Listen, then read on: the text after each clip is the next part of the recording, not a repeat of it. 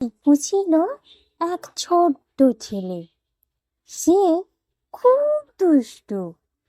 সে কোনোদিন কারো কথা শুনত না। একদিন সে বাগানে খেলতে খেলতে একটা উজ্জ্বল সোনালী রঙের আম দেখতে পেল। টিপু খুশিতে সেই আমটি তুলে খেয়ে ফেলল। সাথে সাথে সে আকাশে ভেসে উঠল।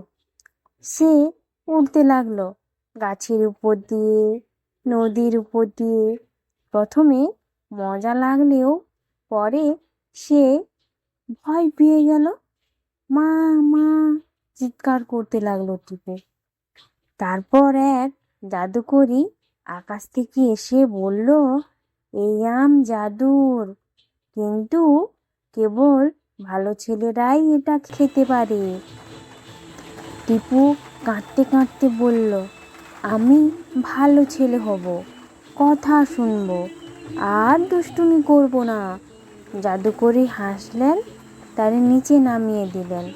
সেই দিন থেকে টিপু খুব ভালো ছেলে হয়ে গেল।